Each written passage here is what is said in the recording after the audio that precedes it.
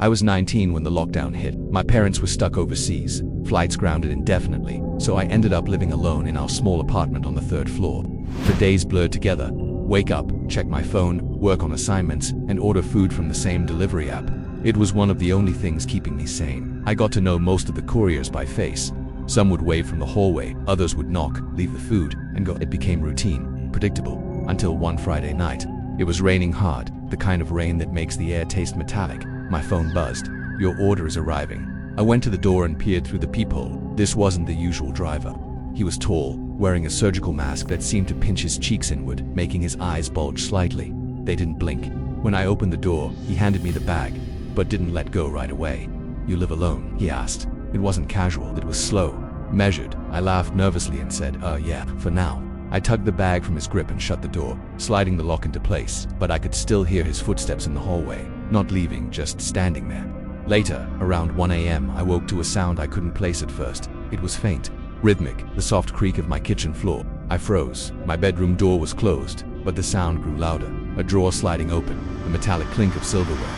My breath quickened. I reached for my phone, but my hand stopped midair when a shadow moved across the thin line of light under the door. The handle twitched. Then came the whisper. I knew you were alone. The door eased open an inch, and there he was, the same delivery man holding my kitchen knife, its edge catching the faint glow from the streetlight outside. I bolted. I didn't think. I just ran.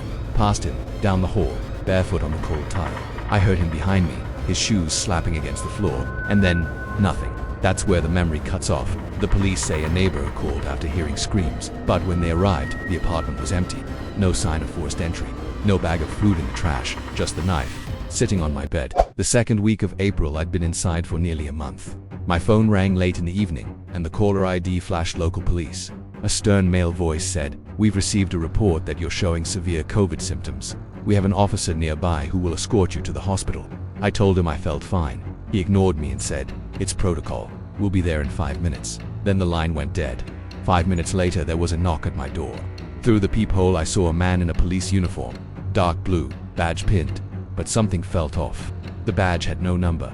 His mask hung loosely around his chin. When I cracked the door, he said, "Let's go now." His tone was sharp, impatient.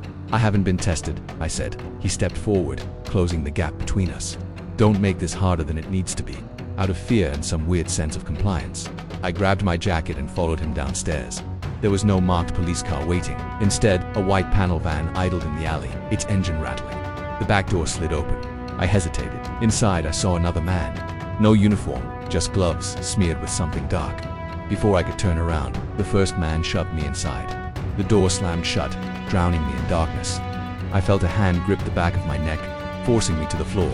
I remember the smell, thick like rust and gasoline then, plastic wrapped around my face. When I woke, I was lying on a cold cement floor. My head ached. The room was silent, except for water dripping somewhere in the shadows. That was the last time I saw daylight. Weeks later, they found my body in an abandoned warehouse on the outskirts of the city, but the police never claimed the call.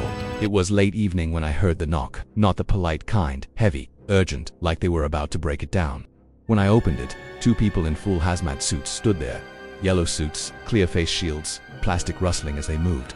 "Ma'am, you've tested positive for COVID," one of them said. "We need to transport you to a quarantine facility immediately." I laughed in disbelief. "That's impossible, I haven't even been tested." They exchanged a glance. "We have orders," the other said, stepping forward with a stretcher. Over the neighbor's balcony, I spotted Mr. Clark, the man across the hall who'd been watching me for weeks. Even before the lockdown, I'd catch him staring at my door for minutes at a time.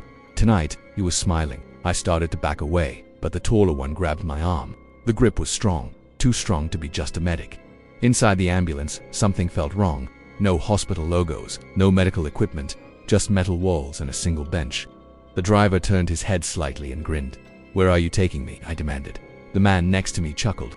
"Where he's been waiting for you." I felt my stomach drop. The doors locked with a heavy click. The siren never turned on, and as the van rolled into the darkness, the last thing I saw was Mr. Clark's apartment window, with the light switching off.